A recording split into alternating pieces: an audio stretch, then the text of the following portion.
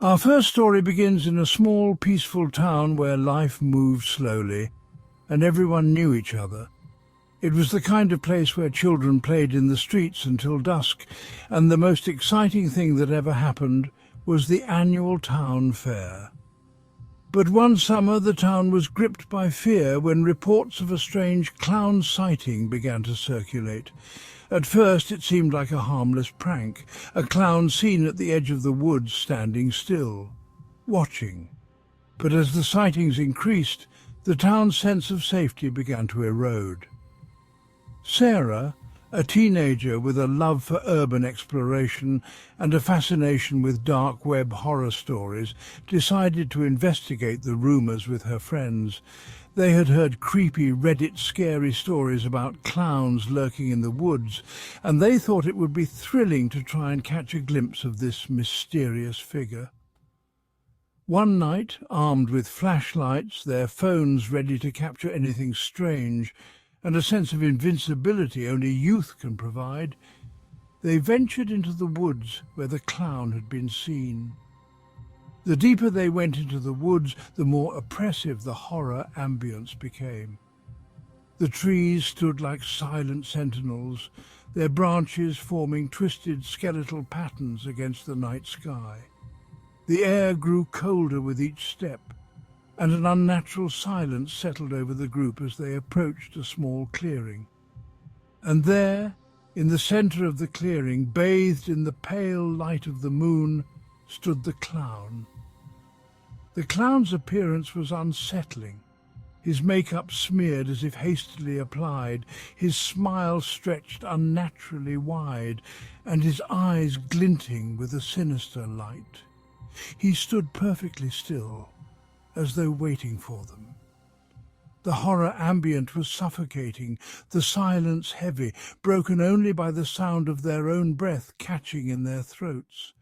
Sarah's heart pounded in her chest as the clown slowly tilted his head to the side, his grin growing wider, revealing teeth stained yellow. Without warning, the clown began to move.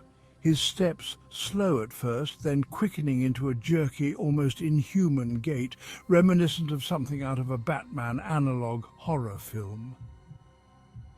Panic set in as the group turned to flee, the world around them turning into a blur of dark trees and cold air. No matter how fast they ran, the sound of the clown's heavy, erratic footsteps seemed to echo right behind them, growing louder with each passing moment. Sarah's heart raced as she realized the stories she had read online, the dark web horror stories that had once seemed so distant and unreal, had now become her terrifying reality. She dared to glance back and saw the clown, his face contorted into a mask of madness, his eyes locked onto her with a predatory intensity that froze her blood. He was closer than before, his hand outstretched as if ready to grasp her. The group burst out of the woods and into the relative safety of the town, their lungs burning from the exertion, their minds reeling from what they had just experienced. But when they looked back, the clown was gone, vanished as if he had never been there. The next morning, Sarah and her friends were found huddled together in a state of shock, their minds unable to process what they had seen. The clown was never caught, and the woods became a place of legend and fear, where the memory of that twisted grin haunted the town for years to come.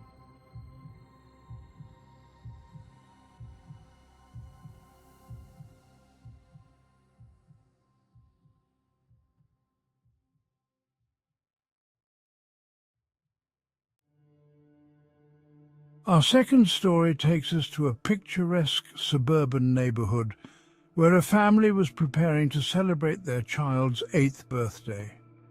The parents, eager to make the day special, had hired a clown to entertain the children. They envisioned laughter, balloon animals, and joyful memories. But what they got was a nightmare that would scar them forever. The clown arrived right on time, his costume bright and colourful, his red nose comically large and his face painted with an exaggerated grin. But there was something off about him. Something that made the parents uneasy, though they couldn't quite put their finger on it. The children, however, were delighted. They gathered around the clown, laughing and cheering as he performed tricks, juggled and made balloon animals. As the party went on, the clown's behaviour became increasingly strange. He began to linger on certain children, staring at them for just a little too long, his painted smile stretching into something more sinister. The parents exchanged nervous glances, sensing that something wasn't right, but they didn't want to spoil the party, so they said nothing. They watched as the clown's jokes became darker, his tricks more disturbing, and the children's laughter more strained. As the party drew to a close, the clown offered to take a group photo with the children, promising it would be a memory they'd never forget. The parents reluctantly agreed, gathering the kids around the clown for a picture. As the camera clicked, the clown's expression shifted. His painted smile disappeared, replaced by a look of cold, malevolent intent. The parents felt a chill run down their spines as the clown stepped back, his eyes never leaving the children, his smile gone, but something far more sinister taking its place.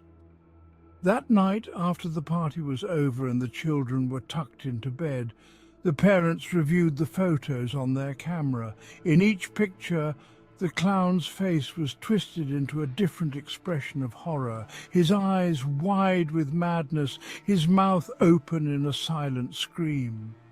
The parents' hearts raced as they realized the clown had never left the house. They rushed to their children's rooms, but what they found would haunt them forever. The beds were empty, the windows wide open, and a single balloon floated eerily in the centre of the room, with the same twisted smile drawn on it. Desperation turned to panic as they searched the house and the surrounding neighbourhood, but the children were gone, vanished without a trace. The clown was never seen again, but the true horror of that day lingered.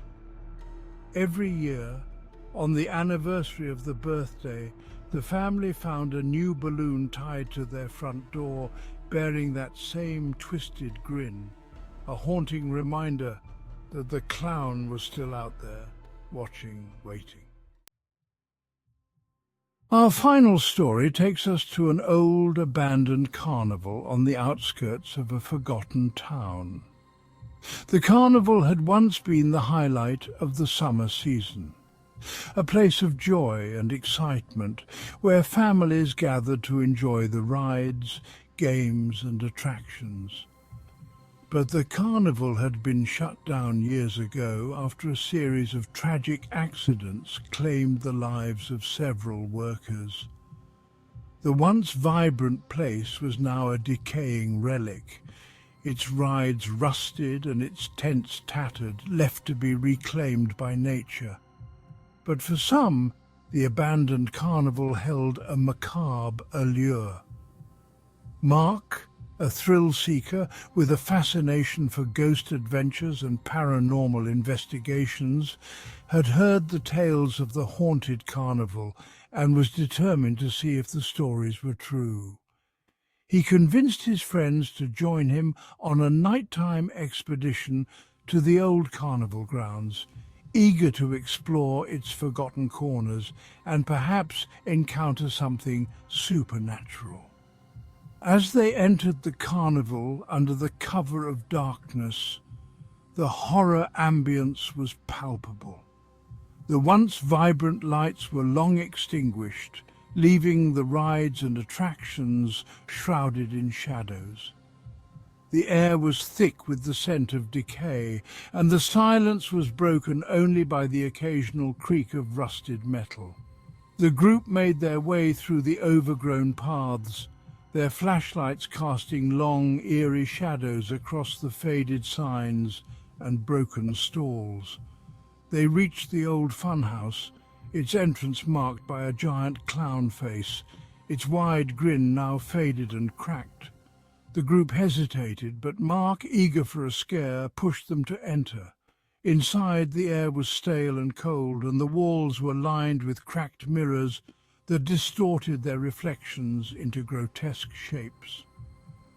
The fun house was a labyrinth of narrow corridors and hidden doors, and the deeper they went, the more disoriented they became. Suddenly the lights flickered, and the distant sound of carnival music echoed through the fun house, distorted and eerie. The group froze, their flashlights dimming as the music grew louder, more menacing. Then, from the shadows, a clown emerged. His face was painted in garish colours, his eyes wide with madness, and his smile stretched unnaturally across his face. He moved toward them with jerky, exaggerated movements, like a puppet on strings, his laughter echoing through the halls. Panic set in as the group tried to find their way out, but the fun house seemed to change with every turn, the walls closing in around them, trapping them in a nightmare. The clown was always just behind them, his laughter growing louder, his presence more suffocating.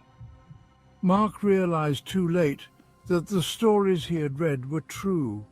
This was no ordinary clown, but something far more sinister, a malevolent force that fed on fear. As they finally reached the exit, they found it blocked by the clown, his smile wider than ever, his eyes gleaming with a cold, calculating malice. The last thing Mark saw before the darkness consumed him was the clown's face, twisted in a final mocking grin. The next morning, the town awoke to find the carnival grounds empty, the fun house door swinging open in the breeze.